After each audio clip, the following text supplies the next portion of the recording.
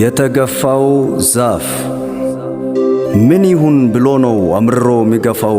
ተስፋውን ሊያጨልም ከሁለት ሊሰብረው ነገውን ሊያጠፋ መንግሎ ሊጥለው እንዲህ ያስጨከነው ንፋሱ ምን ነካው? እንዴት ያለ ድፍረት ቢሆን ነው በእውነቱ በራሱ ድንበር ላይ መጥቶ መጋፋቱ? ደካማው መበርታት የለበትም እንዴ? እንዲህ ያለውን ጉድ አይወደውም ሆዴ። እስኪ አንድ በሉ ይህንን ኩነኔ፣ ይህን ክፉ ተግባር፣ ይህንን ጭካኔ ተመልከቱ እስኪ ቅጠሉን ሲያረግፈው ዘሩ እንዳይበዛ ጠራርጎ ሊያጠፋው። አውራቂስ መኖሩ እንዲያው ለምንድን ነው? ንፋስም ስነፍስ ልክ ስኖረው ነው። መቻቻል ከሌለ በተፈጥሮ መሃል በፈተና ጊዜ ደካማው ይጎዳል።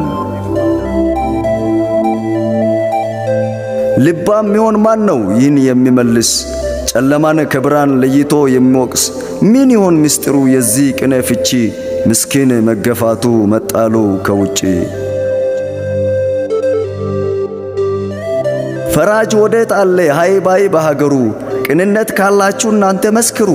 በራሱ ድንበር ላይ ብቻውን የሚኖር ለምን ይነቀላል? እንዴትስ ይባረር? እውነቱን ንገሩኝ፣ ይሄ ትክክል ነው? 10 ያለው 3 አንዱንም ከሌለው በአንድ ምስኪን ላይ ሁሉም ሲተባበር ጦርነት ሲበዛ በማያውቀው ነገር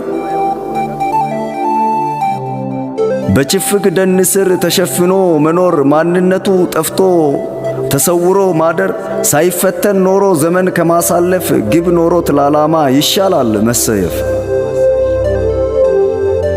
ትሁት ዝቅ ብሎ ወጀብ ያሳልፋል፣ ግን አንዳንድ ጊዜ ትዕግስትም ይመራል። ትዕግስትም ሲበዛ ፍራቻ ይመስላል። ክፉን በመልካም ባይመልስ ለንፋስ ይሰበራል ዛፉ ከግቡ ላይ ሳይደርስ።